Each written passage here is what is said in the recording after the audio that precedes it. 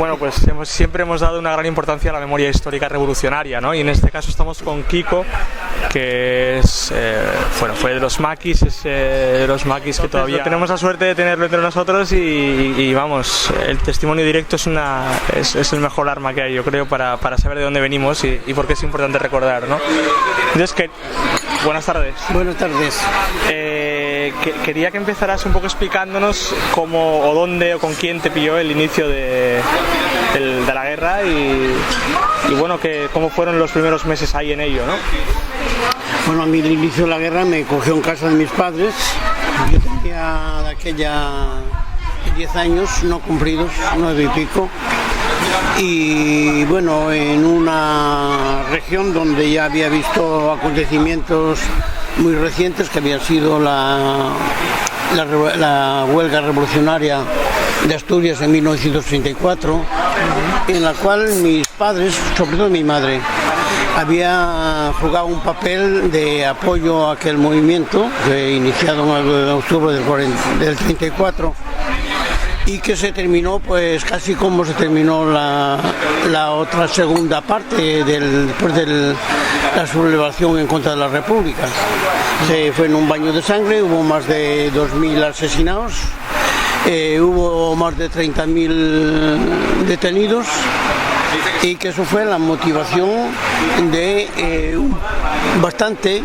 un elemento fundamental que jugó cuando se elaboró el proyecto del Frente Popular. El Frente Popular, que era la aglomeración de varias fuerzas políticas, un elemento fundamental que era humano pero que era también político, era el sacar los presos de la cárcel, aquellos del 34. Yo estuve inmerso en todo ese tema desde niño. Entonces, como el 18 de julio hay la sublevación, toda aquella región, el día 20, estaba ocupada ya por los fascistas. A partir de ese momento, todos los que teníamos una afinidad republicana estamos en clandestinidad. Ya hay que ocultarse de las sacas que empezaron inmediatamente por los grupos de falangistas.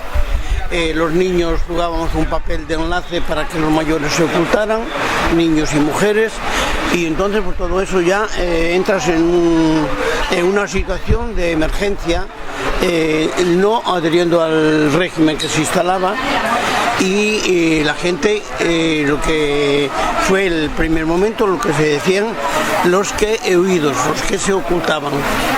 El primer momento no era guerrilla, no había armas, no era resistencia, era ni más ni menos que ocultación. Pero a medida de que iba pasando el tiempo, como de allí de la provincia de León, está próxima de Asturias, donde estaba establecido el frente, una parte de sus huidos pudieron pasar, no todos, porque algunos murieron en el camino, pero pudieron pasar al frente asturiano, al frente de la República. Ese frente cae año y medio más tarde, en octubre del 37, cae en manos de los fascistas. Automáticamente algunos de los que estaban en ese frente pues se reincorporan otra vez a esas zonas que ya conocían, porque había visto una implicación de la sociedad en cierta medida. Ese tema de huidos da lugar a un tipo de guerrilla más tarde que tiene unas características especiales. No es la guerrilla que se hace, por ejemplo, en Levante, que es una penetración de gente de fuera y se constituyen en grupos armados en contra del régimen, pero sin una base social amplia que les apoye. La de allí era lo contrario. Allí surgió desde las mismas entrañas de la ciudad, porque eran autóctonos la mayor parte de aquellos compañeros, y entonces ya en la primera fase, en el 36 y 37, ya estaban establecidas unas bases de apoyo popular en torno a esos huidos. Cuando vuelven de Asturias, vuelven ya con armas, ya vienen dotados con otra estrategia, y se empiezan a organizar los grupos ya no de huidos, sino de resistentes, a hacerle frente al enemigo. Pues con la perspectiva de terminar la guerra y nadie pensaba que la República iba a perder la guerra y tal y tal. Entonces así surge, se va estructurando el movimiento guerrillero. El movimiento guerrillero, y digo movimiento porque el hecho de estar implicados con la sociedad, con el pueblo, pues es movimiento, porque igual era guerrillero que llevaba el fusil como el que le tenía en casa o los enlaces. Yo me siento guerrillero desde que tenía 10 años, porque estuve siempre en el apoyo a todo lo que estaba en contra del régimen franquista. Y eso fue lo que llevó a un momento de una estructura, se crea una estructura que le llaman allí, o se llamó Federación de Guerrillas León-Galicia, Federación de Guerrillas, no Federación de Maquis, Federación de Guerrillas, porque el concepto maquis no había existido, no estaba todavía en la mente de nadie, ni siquiera de los franceses en ese momento, que era en 1942. En 1942 se organiza la primera Federación de Guerrillas de España, se organiza en Ferradillo, aquí el amigo lo conoce, con delegaciones de varios grupos de resistentes, porque había muchísimos grupos, por todo Galicia y León estaba lleno de grupos.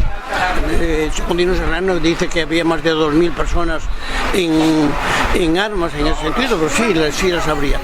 Y entonces, a partir de ahí hay una estructura que se crea que elabora su propia estrategia, no viene de fuera, como en algunos libros de historia aparece. La consigna de la resistencia sale de dentro, no viene de fuera, no viene de París, ni viene de Moscú, ni viene de ninguna parte. Y entonces eso perdura hasta que, perdura a los últimos guerrilleros, que yo hago parte de los últimos guerrilleros, pero fundamentalmente la estructura esa creada de la Federación perdura hasta 1946. Y en 1946 se extingue la Federación. ¿Por qué se extingue la Federación? Porque en ese momento ha terminado la Guerra Mundial y entonces se reparte en el mundo en dos zonas de influencia y en eso ejercen los partidos del exilio una fuerza de ideologizar la gente al interior. Los socialistas aceptan la negociación de Prieto y otros dirigentes socialistas que se negociaba con Inglaterra, un paso pacífico, y automáticamente les dan la consigna de salir. No pudieron salir todos porque mataron muchos, pero salieron algunos. Los que nos considerábamos comunistas, se nos dio, bueno, no influyó mucho la consigna, pero sí sería el Partido Comunista se enganchó al movimiento guerrillero en un momento a partir del 44, después del fracaso del Valle de Arán, el intento del Valle de Arán. Entonces penetraron varios grupos y a partir de eso viene hegemónico porque los otros partidos, Partido Socialista, la CNT, todos renuncian, por ejemplo, a la continuación de la lucha armada. Entonces quedamos nosotros de eso, de chivos expiatorios, pues nos han cargado a todos. Hemos salvado una minoría. Eso fue un poco la trayectoria general de eso. Entonces, una estrategia que el Partido Comunista quiso más o menos decir que era propia, pero que no, en aquella parte no era de todos, porque había de todo, había socialistas, comunistas, anarquistas. Hemos vivido en un plan de unidad muy honesto y además muy eficaz. Y eso quedó como cultura, por ejemplo. En los que hemos estado ahí, pues tenemos una cultura de la unidad, es el elemento fundamental para nosotros, pensando que las personas evolucionan al nivel de la sociedad, pero no porque le den una consigna a un partido determinado, no. Y entonces, bueno, pues en ese sentido. El Partido Comunista renuncia a asumir una lucha que decía que encabezaba. En el momento que eso no es una alternativa, pues no quiere aceptar una batalla perdida. Entonces, eso se repercute en la transición donde el propio partido, la dirección, digo, el Partido Comunista de aquellos tiempos, negocia con lo que tenemos y tiene una gran responsabilidad en la desmemoria. El olvido, la ocultación, la deformación histórica dentro incluso de sus versiones. Yo mandé un documento porque no pude ir en unas jornadas que hicimos en Belgrado sobre el revisionismo histórico. Yo pongo de relieve mi experiencia, por ejemplo, como en los archivos de cualquier partido, Partido Socialista, Partido Comunista, y no digamos los otros, claro, en donde, queriendo decir que hacen frente a lo que fue el franquismo, también dan versiones que no son exactamente justas de lo que ha sido el verdadero movimiento guerrillero. Y eso está, todavía, como no hubo historia oral, como no hemos contado para hacer historia, como la gente que fue represaliada, nadie le dijo nada para que diera una versión, automáticamente se escribe la historia a través de lo que dicen los que no la han vivido, bien de los falangistas, bueno, de los fascistas, o bien de alguien que desde una jerarquía cualquiera le dio por escribir la historia a través de lo que le han contado de tercer grado. Ese es el problema. Y hablando de una cosa que no sé si se habla mucho, yo particularmente la desconozco y por eso me impulsa a preguntártelo.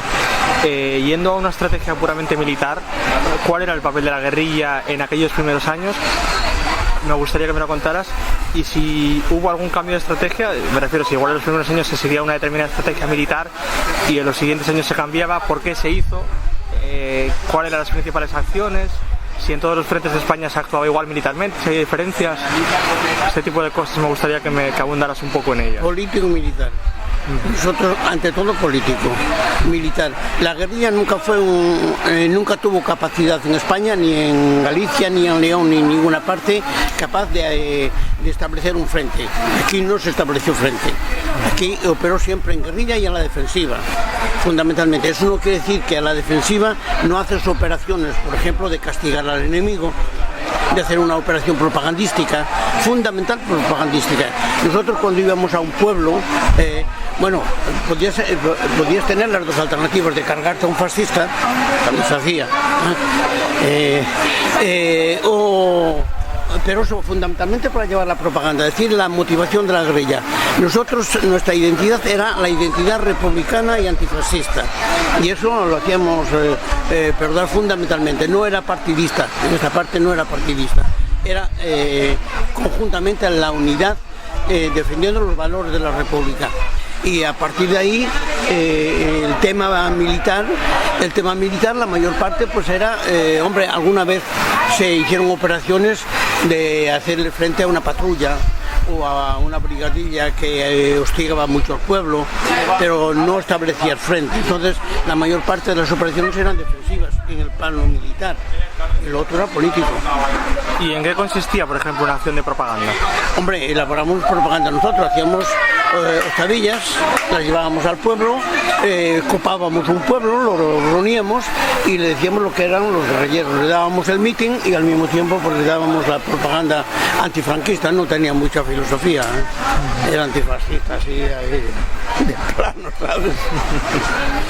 Así que mayormente, más que castigar directamente al enemigo mediante acciones militares de ejecuciones. Ok, no lo se puede editar. Digo que mayormente, en vez de acciones de ejecución del enemigo, digamos, se basaba en la propaganda o en algún hostigamiento, alguna base que se destacara en la represión al pueblo. El sabotaje. El sabotaje. Háblame del sabotaje. Bueno, el sabotaje, donde más hemos continuado también haciendo sabotajes. Sabotaje a la economía del régimen. Pero fundamentalmente se fundó en el periodo de la Guerra Mundial, la zona en donde yo operé. Hay minas del Wolfram. El Wolfram era alemán. El wolframio es un material de consistencia para las armas de cañones y aviación y una cantidad de cuestiones de armamento, y era de los alemanes. Y bueno, aquí, como nos escribe la historia, cómo fue, pues no se sabe, de que Franco era deudor a los alemanes que le han ganado la guerra. Y como era deudor, pues le puso las minas de Wolfram al servicio de los alemanes. Les daba, por ejemplo, todas las carnes que venían de Galicia, que era productora de carnes y eso, en vez de ir a Madrid iban para Alemania, para la guerra. Y bueno, todo eso, desde la guerrilla se saboteaba todo ese material. Y se saboteaba eso, y se saboteaba pues todos los elementos de economía del régimen. Era un elemento de dificultarle al régimen lo más posible, pero fundamentalmente con eso de los alemanes, manifestábamos muy claramente que nosotros estamos participando en la guerra mundial, en contra del fascismo. Exactamente como nuestros compañeros que fueron a Francia y otros lugares y se incorporaron en la lucha contra el fascismo. El fascismo era internacional y había que abatirlo internacionalmente. Por eso nosotros tratábamos en ese sentido. Entonces nuestro mensaje a la población pues coincidía, porque como una parte de la población estaba tan politizada como nosotros, no había problema. La verdad que había fascistas y había gente desinformada, y nosotros lo que tenemos que hacer es contraponer nuestra información a la información del régimen. Recurrían a muchas argucias, ¿no? Por ejemplo, ese concepto del bandolerismo en un momento dado, que hasta 1947 no han proclamado la ley de bandidaje y terrorismo, que eso es hacia el exterior, para demostrarle al exterior y de que aquí no había resistencia, y que los los pocos que se quedaban por ahí en el año 47, que bueno, estaban en auge de la guerrilla de aquella, que era bandidaje, que no era otra cuestión. Por eso el concepto que tú me dijiste anteriormente, el concepto maqui, es la introducción de un concepto político para descalificar lo que era una acción de guerrilla. Acción de guerrilla es una manera de guerra por grupo, en el terreno enemigo. Maqui es muy ambiguo, es una palabra francesa, corresponde a un bosque, a un bosquejo. Ir al maqui no quiere decir que hagas la guerra, puedes ir a meter la cabeza debajo de un árbol y no hacer la guerra. Pero Francisco Aguado, un perseguidor de la guerrilla, que fue coronel de la Guardia Civil, fue el primero que escribió, el primer libro que se escribe en España sobre nosotros, para descalificar, claro, es Francisco Aguado. Porque lo que no podían negar es de que, claro, les venía muy bien, como hubo el intento de la penetración desde Francia de algunas personas, introducieron ese concepto maqui para desvirtuar que en España nadie luchaba, había la paz, nadie se oponía al régimen. Algunos que vinieron de Francia, unos aventureros que vinieron de Francia, y que automáticamente, como no conocían mucho el vocabulario, les llamaron maqui, porque allí le llamaban maquisar, en Francia, no maquisar. Entonces introducimos ese elemento. Y es un elemento más que algunos historiadores lo han copiado, y yo digo, eso es una contribución a la desmemoria. Hay un nombre, primeramente los del Monte, que es exactamente igual. Hay un nombre castellano, no hay por qué darle un nombre de otro país, porque el ir difuminando los conceptos es tanto como olvidar la realidad que hubo en este país, y por eso que históricamente estamos donde estamos. Todas las narraciones históricas hay una cantidad de tópicos grandes. ¿Por qué? Porque no hubo construcción de la historia a partir de la verdad. Y hoy hay la reivindicación de la verdad y la justicia. Ni hubo justicia ni hay verdad. Y no hay verdad porque, mira, acabo de leer en los libros de texto que dan a los niños hace 4 días elaborados este año, dicen de que cuando le hablan, por ejemplo, de García Lorca, en vez de decir que fue asesinado, se dice se murió en Sevilla. Y Machado fue a Francia y después se murió en Francia. No se quiere decir la verdad. Y Hernández igual, claro, se murió porque no quería vivir con el fascismo. Entonces, yo creo que cuando ahora, que es verdad que hay mucho movimiento, se crean muchas asociaciones sobre el rescate de memoria, hay que entrar en todos esos matices, porque si no entras en los matices, la desmemoria hace parte de algo que se desconoce. Las nuevas generaciones no tenéis, si no os dan los elementos, no lo habéis vivido, ¿cómo vais a transmitir una memoria real? Si en los libros de texto está extrapoleada, y las gentes que lo han sufrido nunca han tenido acceso para poder hacer una transmisión donde quede palpable en los libros de texto, en los archivos y tal y tal. Ese es nuestro problema. Por eso yo le doy mucha importancia a poder hacer entrevistas como estas y a gente que de primera mano me pueda transmitir las cosas que realmente pasaron y no las que nos interesa que nosotros creamos que pasaron. Entonces, permíteme una pregunta, por ejemplo, un tema que no hemos tocado. ¿Cómo era el ambiente en las filas guerrilleras que tú hayas conocido? Bueno, mira, yo no había sido joven, no había vivido mucho, no tenía mucha experiencia de vida, pero después he vivido de allá para acá. Y la experiencia en la guerrilla, desde el punto de vista humano, de camaradería, de compañerismo, no tiene parangón, No hay, en esta sociedad no la hay. Por mucha fidelidad que haya en un colectivo, ya puede ser un equipo de fútbol o puede ser lo que quiera, no hay la firmeza y no sé, el compromiso que había. Era un compromiso de vida o muerte. Tu vida dependía del compañero, y lo del compañero dependía tuya. Porque justamente por lo que dije anterior estábamos a la defensiva y teníamos menos fuerza que nuestro enemigo. El enemigo era más fuerte y fueron muriendo la mayor parte de los compañeros, pero te quedaba eso hasta el último momento, el morir con dignidad y el compañerismo sobre todo. Compañeros que morían por salvar a otro, eso era muy corriente. Ayer estuvimos en una charla de Amadeu Casellas, que fue un preso anarquista que estuvo 32 años en la cárcel, y entonces él nos comentaba cómo era el panorama dentro de las cárceles entre los presos antifascistas de distintas organizaciones. Es decir, allí Amadeu nos decía que eran todos compañeros, camaradas, que lo último que importaba era la organización a la que tú hubieras pertenecido o tu corriente ideológica. Yo recuerdo cuando hablé contigo el año pasado, creo que se puede extrapolar perfectamente esa situación en las cárceles con los presos antifascistas a lo que ha sido vuestra guerrilla. Es decir, lo último que importaba es que vinieras de la CNT, que del PC, que fueras de Vasco, que fueras de los Grapos, donde fuera como las cárceles ahora. Entonces Amadeu, con las palabras que dijo ayer, me recordó mucho a lo que tú contaste el año pasado, Tito. Es verdad. Además, entre familias, había unos que pertenecían al CNT, otros al Partido Socialista. Tampoco teníamos una formación ideológica profunda. Casi éramos jóvenes la mayoría. Tampoco no estábamos, ¿qué te digo yo?, condicionados de una manera fanática a ningún partido, porque lo teníamos todo limitado, pero el compañerismo, las condiciones en que vivías, te hacían justamente ese grado de unidad y de compañerismo fuera lo que fuera el otro, el secundario.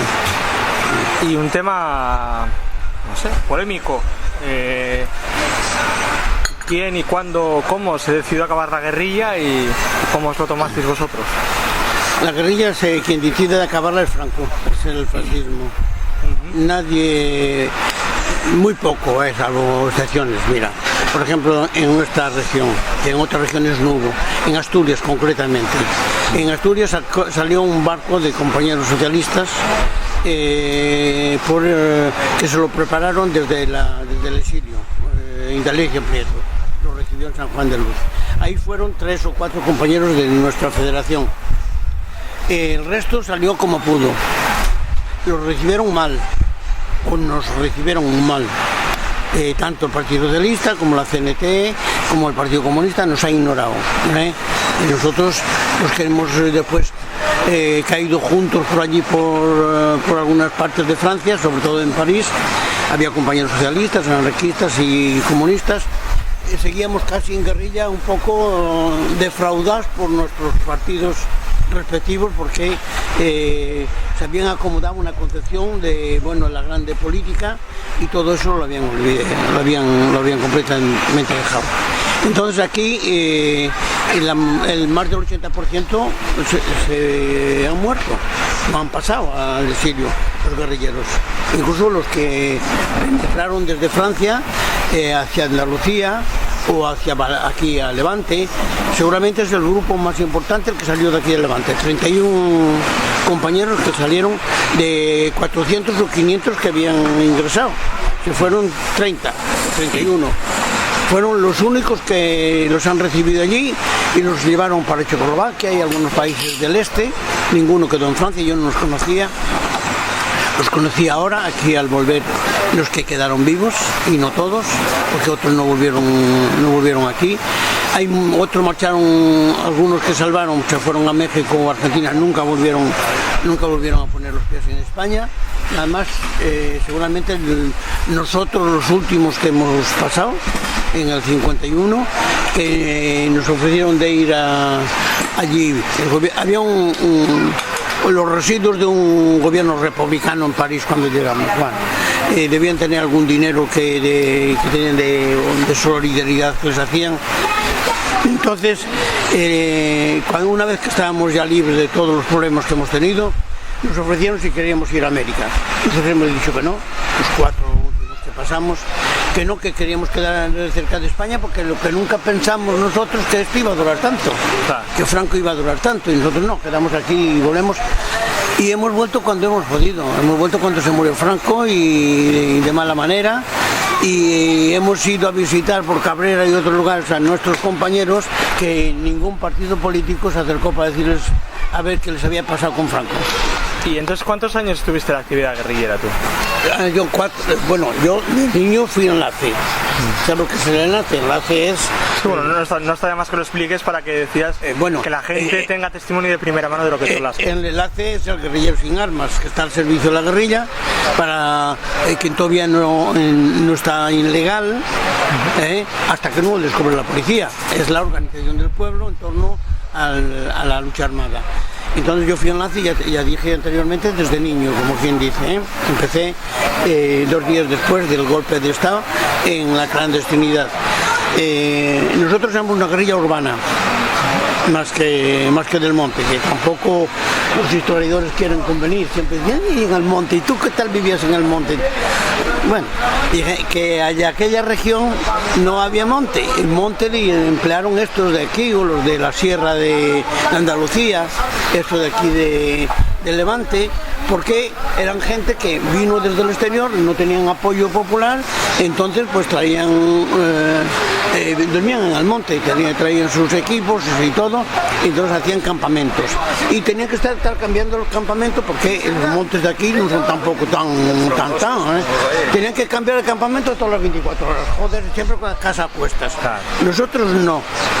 Nosotros, el hecho de que la guerrilla surgió desde el primer momento, se organiza desde el pueblo, hay casas, y la misión que tenía la organización, los enlaces, la organización de apoyo al movimiento guerrillero, era de abrir casas para que los guerrilleros pudieran estar.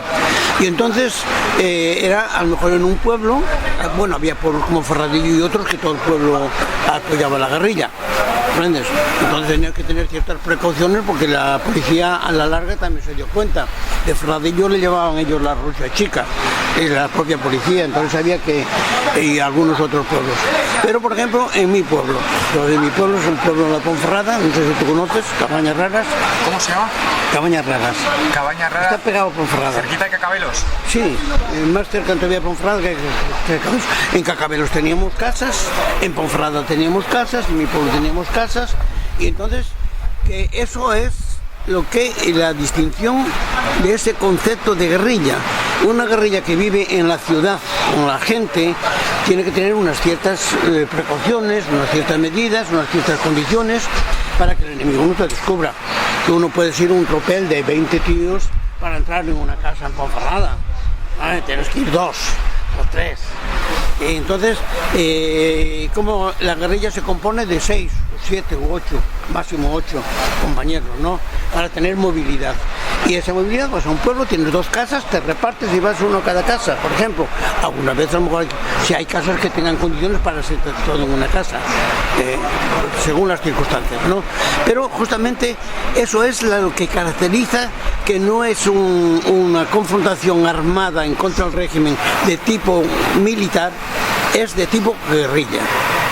Y luego después, entre las guerrillas teníamos nuestra estructura de agrupación. Cuando había que tomar ciertas determinaciones, elaborar políticas de acción, claro, tenemos nuestros congresos. Nuestros congresos se reunían por delegaciones de cada guerrilla y hacíamos los congresos y tomábamos las resoluciones, porque aquí en nuestra parte nunca hubo consigna desde fuera, siempre se elaboró desde dentro. Bueno, y era un poco esa la dinámica. ¿Y cuántos años estuviste tú entonces en la guerrilla? Pues mira, yo me incorporé en el año 46 hasta el 51, 4 años y algo. La Trinidad, vaya. ¿Alguna anécdota de así de apoyo popular a la guerrilla que sea significativa o bonita de recordar? Bueno, el apoyo, mira, yo te decía las características del compañerismo en la guerrilla, pero eso se hacía extensivo también a donde parabas. Hay que ver que cualquiera persona que acepta de que los guerrilleros estén en casa, que vengan de vez en cuando y que participan en cosas, está en vilo, está en más peligro que el propio guerrillero, porque bueno, tú llevas armas, ellos no tienen armas y tienen que salir, y si la policía le ficha, le echa la mano y no tiene con qué defenderse, o le pega 4 tiros. Hubo más asesinatos de gente que no llevaba armas, la ley de fuga. La ley de fuga, cuando les descubría, por ejemplo la policía, pues lo llamaba a ver si... Pero como la gente, la mayor parte, algunos se fue, pero la mayor parte estaban bregados para no declarar, pues aplicaban la ley de fuga. Eso, tanto como guerrilleros hubo asesinatos. Mi compañero, por ejemplo, yo tenía un compañero que fue de clase, que se paraba en su casa también, él era lance como yo, a él no le dio tiempo y le propusieron de vendernos, como no aceptó, le pagaron 4 tiros. Y yo me escapé de milagro cuando me iban a echar mano. Pero muchas veces no todo el mundo puede escaparse. O sea que incluso nosotros en la guerrilla, nada más aquellas personas que están en peligro son los que se aceptan a incorporarse en la clandestinidad. ¿Entiendes? Las que están en peligro, porque se hace más estando en la legalidad. Pero que todo el mundo, muchísima gente no les daba tiempo. Antes de poder escaparse, le echaban la mano y no tenía recurso.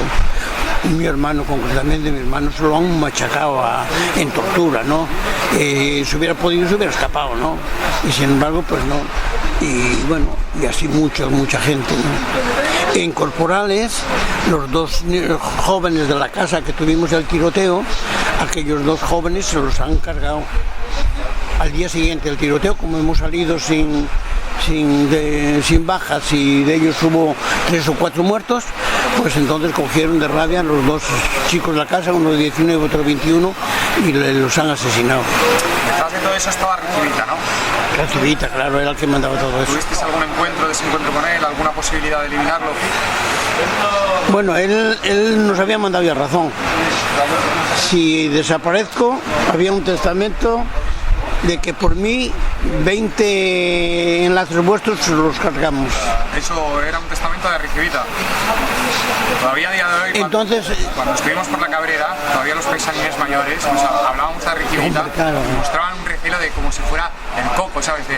Como si fuera un tema tabú del demonio. Todavía a día de hoy, la gente mayor sobre todo lo recuerda. Sí. Pero para mí fue muy grato la experiencia de estar ahí y de ver cómo todavía la gente allí tiene memoria de lo que fue y sigue demonizando la figura de Recivita y recordándose a vosotros. Claro, sí, en Cabrera, la hablaste, en esta ocasión. Allí hay uno de los que era de la brigadilla de allí de Cabrera, que bueno, que sí no lo podíamos cargar cuando queríamos, pero bueno, nosotros hubo un momento que cargas un tío de esos, sabes que te van a cargar unos cuantos tuyos, entonces por ese procedimiento te ponen a la defensiva, no puedes hacerlo. Que no es lo mismo que cuando te encuentras con ellos y te vienen a buscar, eso ya es diferente. Pero, por ejemplo, la brigadilla allí en Cabrera, si lo hubiéramos querido, bueno, anda, era muy fácil. Y escribió un libro, dejó un libro escrito, el sargento Ferreras, que lo editaron en León igual que el mío, en la misma editorial. Y me lo han dicho los de la editorial. Es que tú quieres que te editemos el tuyo porque las memorias del sargento Ferreras están aquí. Y es muy positivo, yo recomiendo a la gente de leerlo. Porque, bueno, él tiene su versión de Guardia Civil, pero en la narración nos dice la verdad, dice verdades. dice la narración con todo lo que nos califica, los bandoleros y todo lo que tú digas. Pero después es muy fanfarrón porque él estuvo, de 3 encuentros que yo tuve, estuvo en los 3.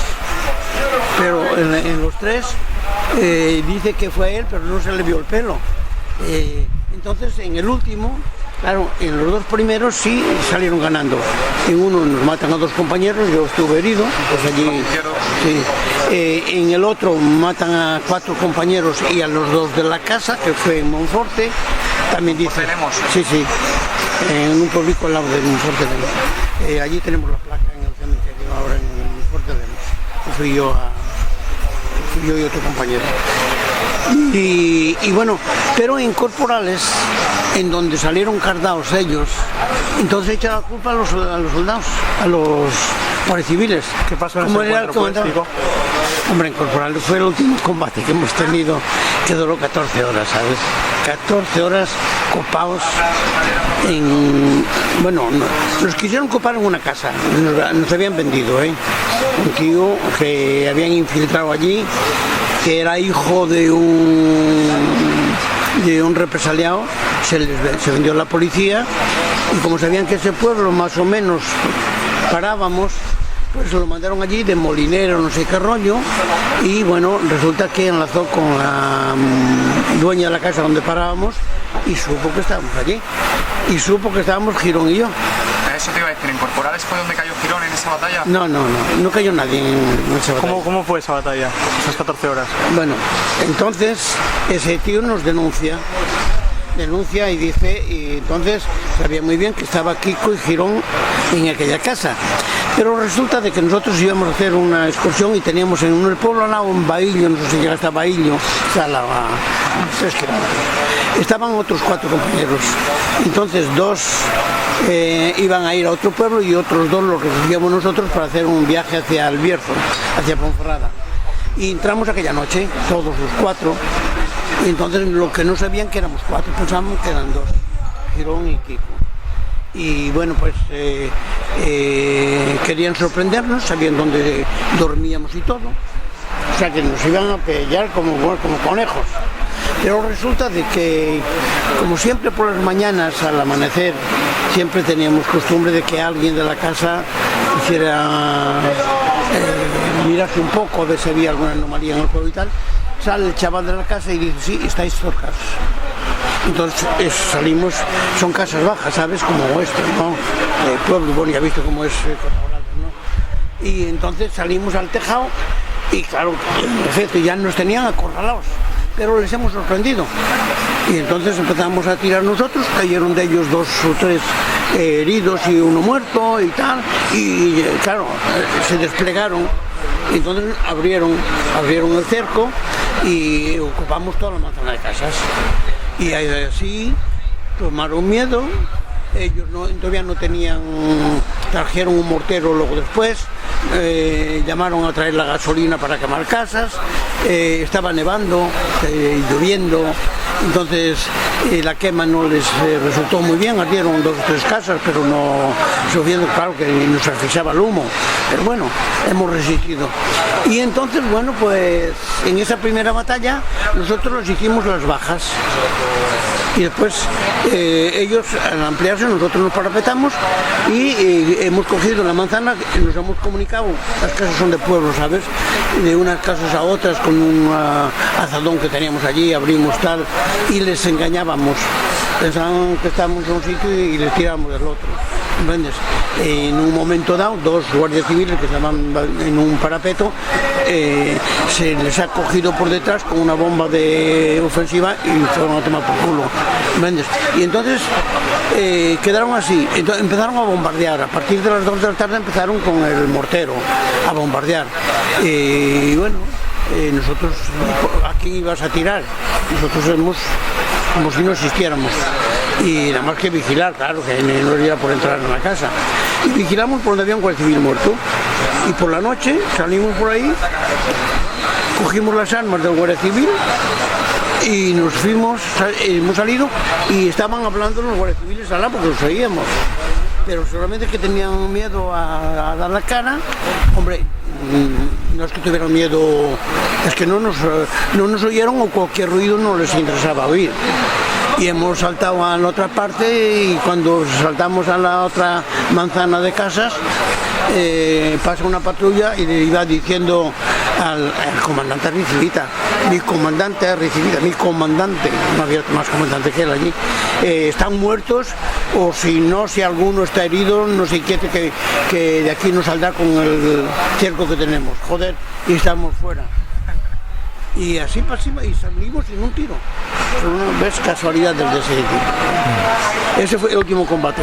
El último combate mío y el de Girón. Porque a Girón lo mataron 2 meses después. No, con Girón cayó en el 51, si mal no recuerdo. Sí, pero un infiltrado. Y hablando de Girón, de Manuel, posiblemente es el guerrillero de nuestra tierra al que más se le ha mitificado. Tú estuviste muchos años, mucho tiempo con él. ¿Qué recuerdo guardas de Manuel? Un ejemplo que históricamente debía de conocerse más de lo que se conoce. Es cierto que se hizo un mito de él, primero por las condiciones en que primer guerrillero de León, el día 20 él coge un grupo en Ponferrada ya, y ya de aquel momento se refugia por Cabrera por ahí, entonces se han cargado a una cantidad de falangistas de la hostia en aquel mismo momento, y es él la base de la creación de la federación, con la gente que viene de Asturias. Eso como primero. Luego era un tío que era cazador. Ese tío donde ponía el ojo ponía el tiro, no le fallaba. Yo me acuerdo de ese, yo tuve ese combate con él, ese el único combate con él, y bueno, me decían, no quería que los demás intervinieran, déjame ese. Era formidable. Eso militarmente, y eso la policía le tenía miedo a Girón. Y hizo un mito de Girón, claro, la policía. Y humanamente era el tío más sincero, más humano, un campesino que apenas sabía leer y escribir, que se formó más en la guerrilla, que después leía mucho y escribía, pero fue en la guerrilla que aprendió más. Hay quien dice que, bueno, que era analfabeto, no era analfabeto del todo, pero bueno, era casi, ¿no? Y humanamente no hay ningún compañero que no diga la misma cosa. El hombre que se sacrificaba por todo. Además, me sorprendió algunas veces que cuando había alguna dificultad la asumía para él, para que los demás no sufrieran las consecuencias. Muchas veces a lo mejor que no había suficientemente comida, si ibas de marcha o cualquier cosa. O me acuerdo que Manolo dice que algunas veces es verdad, que a lo mejor ibas mojado y parabas en un lugar para hacer tiempo y veías a él que se preocupaba de los compañeros. Muy humano, muy humano. Bueno, perfecto. Si hay algo que quisieras añadir para combatir esta falsa historia que nos meten, ¿qué conclusión general? La conclusión general, que estamos en un pueblo abusado, sin referentes, desmemorizado, responsables todas las fuerzas políticas que había en el año 45-46 fuera o dentro, y la transición ha sido la traición más grande que el pueblo pudo haber vivido. Hay la impunidad del régimen, que son cómplices no solamente los que ideológicamente son afines, sino todo el proceso de transición que han dicho, es la traición más grande que en la historia pudo recibir un país. 40 años de dictadura y 40 que llevamos de semidictadura.